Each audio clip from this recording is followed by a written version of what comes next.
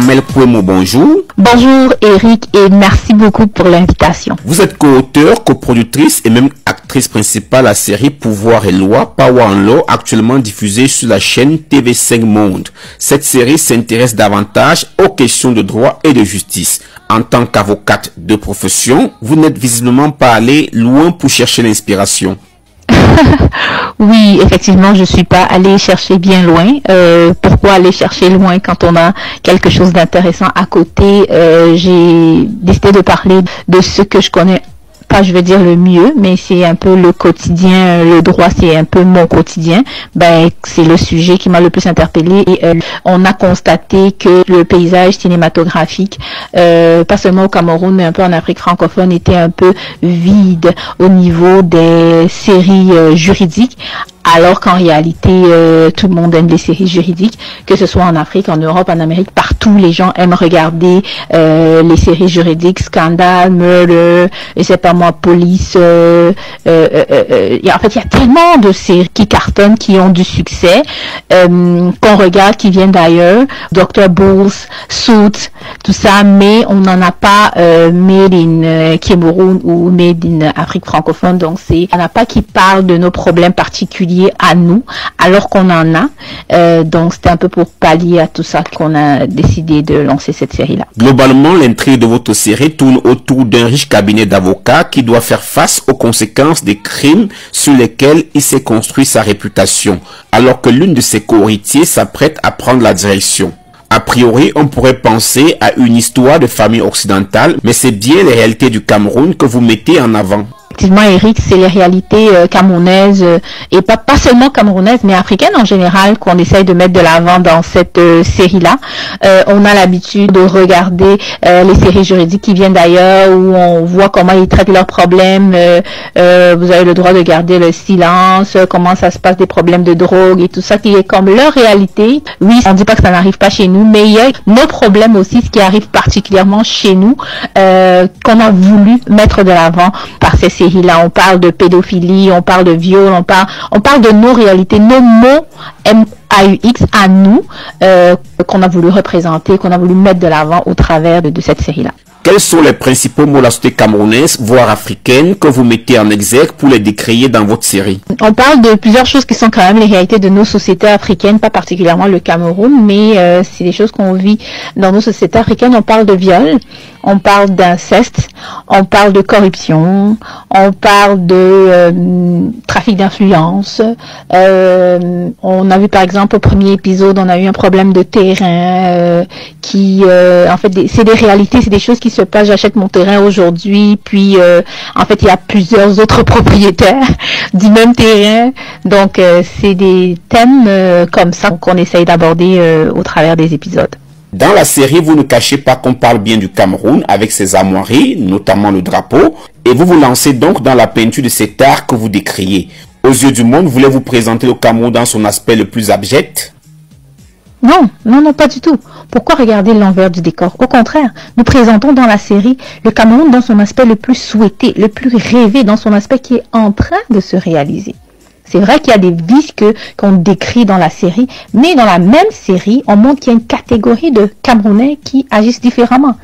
On montre qu'il y a des Camerounais qui agissent pour montrer la meilleure face du Cameroun. On voit un juge qui condamne la corruption. Le juge qui condamne la corruption dans le premier épisode, par exemple, c'est un Camerounais.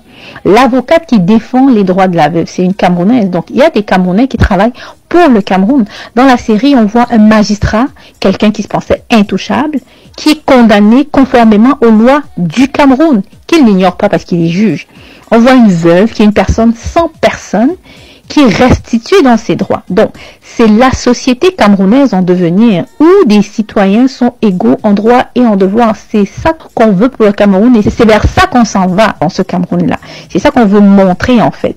Donc, le monsieur et madame tout le monde ne doit pas simplement rester dans cette fatalité en se disant que tant pis, c'est ce qui m'arrive, mais la loi est là pour nous. Et c'est de montrer que ce n'est pas une fatalité, comme je viens de le dire, que les mots du Cameroun, il y a des choses qui sont en train d'être faites justement pour qu'il y ait un changement. même si c'est petit, même si c'est à petite échelle, il y a des choses qui sont faites effectivement pour redorer le blason du Cameroun, pour montrer que le Cameroun est en train de se transformer pour arriver là où il devrait être, là où il est en train d'aller. La vulgarisation et l'éducation à connaissance du droit font partie de votre volonté dans la série Pouvoir et Loi. On imagine que c'est un hommage posthume que vous rendez à votre père, Maître Michel Kouemo de Réalité Mémoire, qui a produit la série intitulée Le procès de Maître L, qui était diffusée sur la CRTV, la télévision publique camerounaise, dans le passé. C'est exactement ça, Eric. L'idée de Pouvoir et Loi est partie d'où? En fait, comme je dis, c'est un hommage à papa, mais mon père était avocat. Avant d'être avocat, il était professeur. Donc, une fois qu'il est devenu avocat, il a gardé ce côté pédagogue là qu'il avait.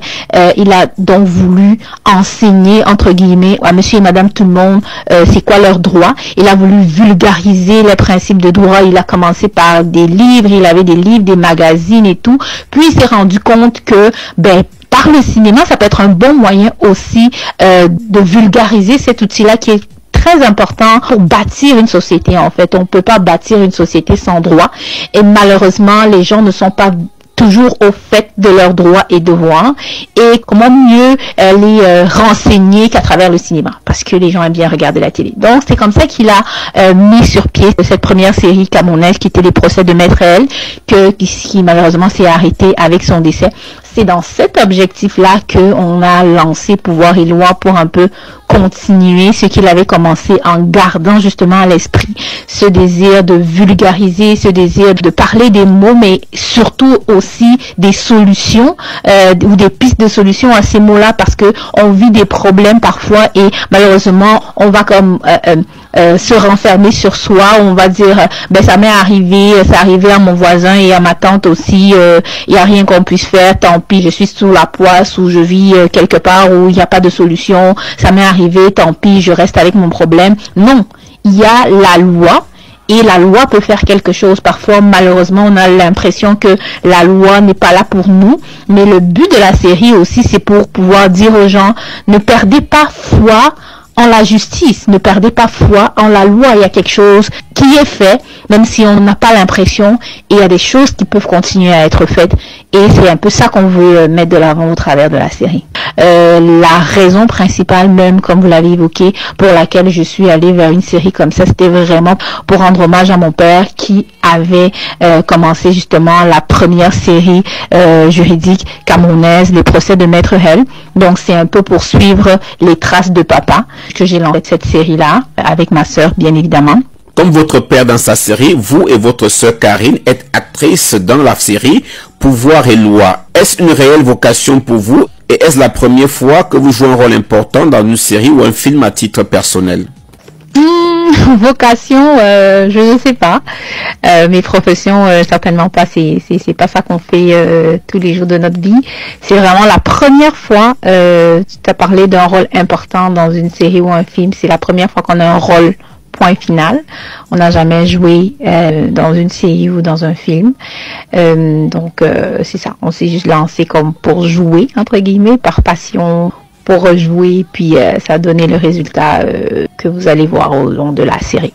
Votre série Pouvoir et Loi a été tournée au Cameroun et on y retrouve de grands noms du cinéma comme André Mban, Marvin Ngoulingwe, Blanche Bilongo et même une star de la musique comme Caresse Photo. Pourquoi était-il important pour vous de réunir ces grands noms?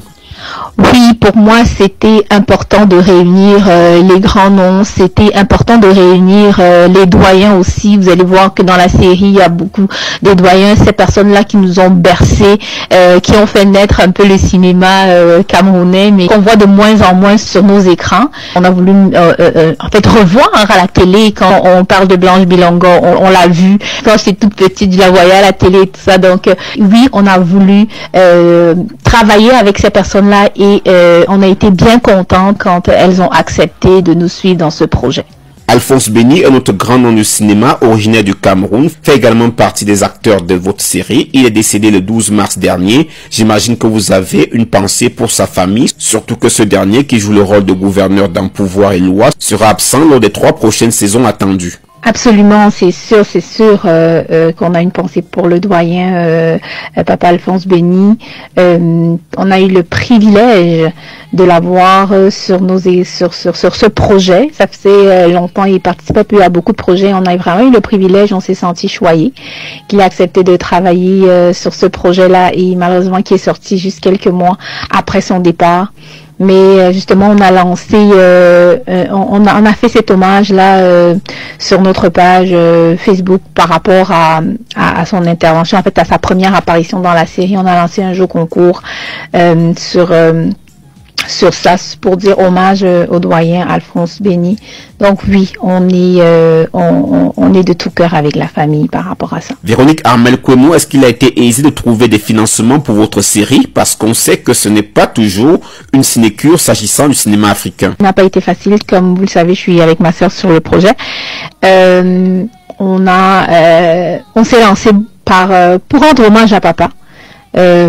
C'était ça la raison principale, donc on y est allé avec le cœur. Puis en réalité, si on avait su dès le départ ce que ça prendrait, je pense qu'on ne se serait pas lancé. Mais on y est allé comme des enfants, on a foncé tête baissée, puis on est juste allé et puis quand on s'est rendu compte que c'est beaucoup plus lourd qu'on le pensait, il était un peu trop tard pour reculer. Et comme on dit, mouiller c'est mouiller, il n'y a pas de mouiller sec. Donc on a dû continuer de foncer pour sortir la tête de l'eau. Et c'est ça, on est beaucoup de love money. On a utilisé beaucoup de love money. On est très reconnaissant envers toutes ces personnes qui ont contribué à ce projet. On est allé avec des prêts, des dettes et tout ça, mais beaucoup de love money. Donc on dit merci à tous ces gens-là qui nous ont aidés, qui nous ont soutenus, qui nous ont appuyés alors qu'on était des no-name genre. Alors qu'on était des amateurs sur ce type de projet-là. On dit merci. Vous faites également l'effort de promouvoir votre série à travers notamment des festivals. Vous étiez notamment au premier festival des séries de Dakar au Sénégal pour cela. Est-ce que vous avez jusqu'ici un feedback positif? Oui, on est vraiment très content de l'accueil que le public réserve à cette série-là. On est contente. On est allé on est allé à Dakar Série récemment. On a eu de très bons commentaires. Également quand la série a reçu le prix du jury au festival Écran Noir.